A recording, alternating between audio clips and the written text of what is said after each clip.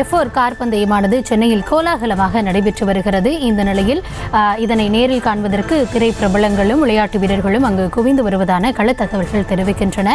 F4 car பந்தயத்தை நேரில் காண திரை பிரபலங்கள், விளையாட்டு வீரர்கள் உள்ளிட்டோர் அங்கு வருகை தரக்கூடிய காட்சிகளையும் இந்த நிலையில் கோலாகலமாக 2வது நாள் மற்றும் நிறைவு நாள் ஃபார்முலா 4 கார் பந்தயமானது தற்பொழுது அங்கு கோலாகலமான ஒரு சூழல் நிலவி வருவதாக கள தகவல்கள் தெரிவிக்கின்றன.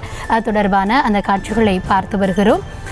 விரிவான விவரங்களோடு இணைந்திருக்கிறார் எம்முடைய செய்தியாளர் மொய்தீன். வணக்கம். இந்த F4 கார் பந்தயமானது கோலாகலமாக நடைபெற்று வருகிறது. 2வது நாள், அதிலும் நிறைவு நாள் அப்படின்றனால நிறைய திரைப்பிரபலங்களும் அங்கு வருகை தந்திருப்பதாக கள தகவல்கள் தெரிவிக்கின்றன. கூட்டம் எந்த அளவிற்கு இருக்கு, அதை எப்படி மேனேஜ் பண்ணிட்டு இருக்காங்க? விரிவான விவரம்.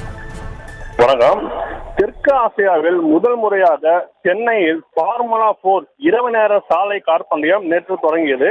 இதை அமைச்சர் உதயநிதி ஸ்டாலின் போட்டியை கொடியசைத்து தொடங்கி வைத்தார்.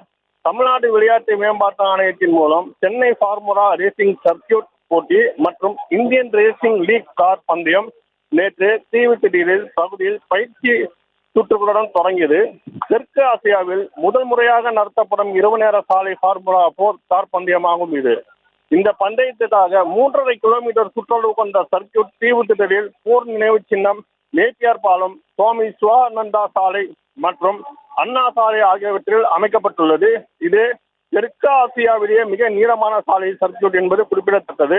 இந்த ஃபார்முலா 4 கார் பந்தயத்தை பார்ப்பதற்காக பல பிரபலங்கள் சென்னையை நோக்கி வர துவங்கியுள்ளனர். தற்சமயம் பிரபல திரைப்பட தயாரிப்பாளர் போனி கபூரின் மகன் அர்ஜுன் போனி கபூர் மற்றும் நாகை சைதன்யா, த்ரிஷா இவர்களை தொடர்ந்து ரஜினிகாந்தும் தற்பொழுது சென்னை விமான நிலையம் வர உள்ளார்.